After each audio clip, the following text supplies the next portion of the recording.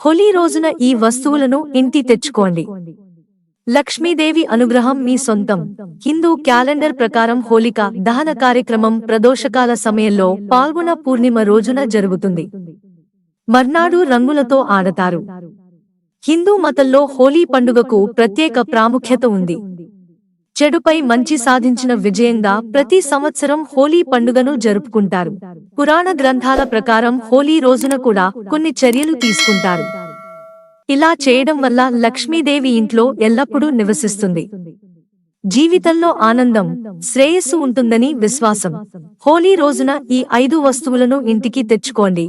ఎన్ని ప్రయత్నాలు చేసినా జీవితంలో విజయం సాధించలేకపోవడం లేదా ఇంట్లో ఆర్థిక ఇబ్బందులు ఉన్నాయంటే ఇంట్లో వాస్తు దోషం ఉండవచ్చు. దీన్ని నివారించడానికి ఇంటికి గుమ్మానికి అందమైన తోరణాలతో అలంకరించండి. ఇంటి ప్రధాన తలుపుకు వేలాడదీయండి. ఇది ఇంటి వాస్తు దోషాలను పోగొట్టడమే కాకుండా చాలా అందంగా కనిపిస్తుంది. కుబేరుడి ప్రదేశంగా భావించే ఇంటి ఉత్తరం లేదా ఈశాన్య దిశలో అక్వేరియం ఉంచండి. ఇది ఇంట్లో ఆనందం, శ్రేయస్సును నిర్వహిస్తుంది.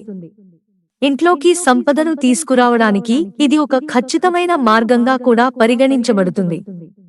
హోలీకి ముందు రోజు ఖచ్చితంగా ఇంటిలోకి వెదురు మొక్కను తీసుకురండి. వెదురు మొక్క ఇంటికి అదృష్టాన్ని తెస్తుంది.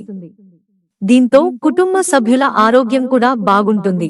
ప్రజలు తరచుగా ఆర్థికంగా ఇబ్బందులకు గురవుతుంటే హోలీ రోజున వెండి నాణెం కొని ఇంటికి తీసుకురండి. హోలీ రోజు ఇలా చేయడం వల్ల ఇంట్లో ఆర్థిక సమస్యలు తీరుతాయి.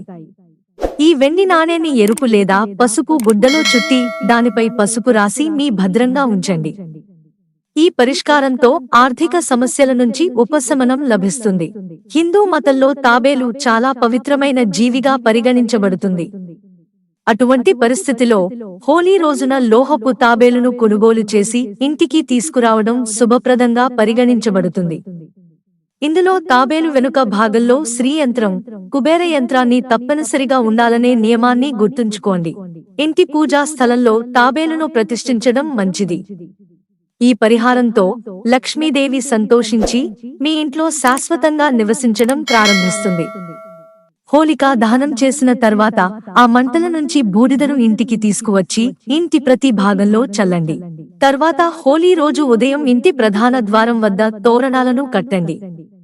ఇలా చేయడం వలన లక్ష్మీదేవి ప్రవేశం ఇంట్లో ఉంటుంది. ఇంటి ప్రధాన ద్వారం వద్ద మామిడి లేదా అశోక ఆకుల తోరణంగా కట్టి ఉంచవచ్చు. ఇది కాకుండా ఇంట్లో డ్రాగన్ విగ్రహం లేదా చిత్రాన్ని ఉంచడం కూడా చాలా మంచిదని భావిస్తారు. ఇది కుటుంబ సభ్యులను సురక్షితంగా ఉంచుతుందని నమ్ముతారు.